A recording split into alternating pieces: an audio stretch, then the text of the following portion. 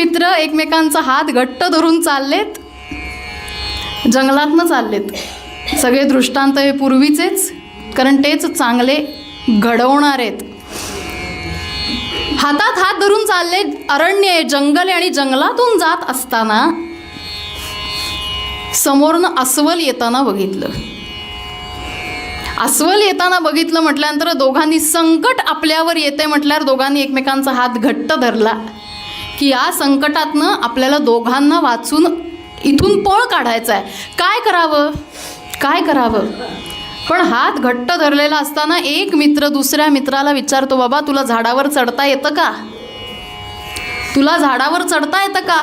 नाही असं उत्तर आलं. त्या क्षणी हात सोडून दिला आणि एक जण झाडावर झरझर झरझर चढला.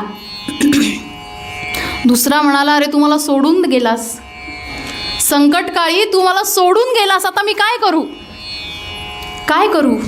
मला माहीत नाही. म्हणाला, तू तुझं बघ, तू तुझं बघ, आता काय करावं? म्हणून हा म्हणाला, आयडियाची कल्पना शक्तीपेक्षा युक्ती श्रेष्ठ. पटकन तिथं झोपला, आहे त्याच जागेवर झोपला आणि आपला श्वास रोखून धरला.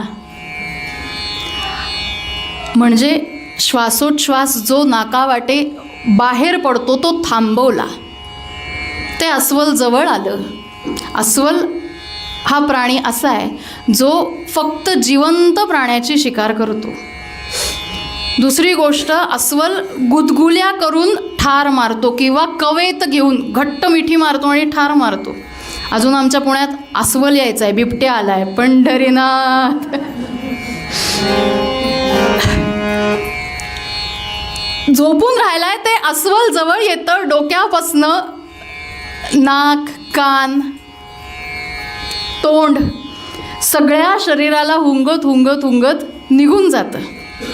आता वरनं मित्र बघतोय वरनं की अस्वलानी ह्याच्या कानात काहीतरी सांगितलं. काय सांगितलं असेल? म्हणून ते अस्वल जसं लांब गेलं तसा खाली आला आणि मित्राला उठवलं, उठ, मला सांग, अस्वलाने तुझ्या कानात काय सांगितलं? खाली झोपलेला, श्वास रोखून धरलेला मित्र सांगतो, मित्र जयास म्हणितले, सुज्ञे त्यासी करू नये कपट, मन दुखविता तयाचे, होईल की आपुलाच नाश हा निपट.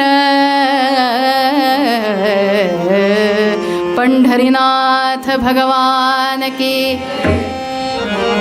काय सांगितलं? मित्र जयास म्हणितले, सुज्ञे त्यासी करू नये कपट.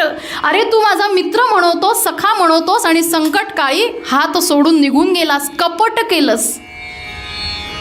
मला अस्वलाने हेच सांगितलं की आशांशी मैत्री करू नकोस, यापेक्षा कोणाशी मैत्री कर? व्यवहारात जे आपल्याला चांगली दिशा दाखवतील, वाट दावी करी धरोनिया असं म्हटलंय संतांनी. जो हाताला धरून वाट लावेल अशाशी सख्य करू नये.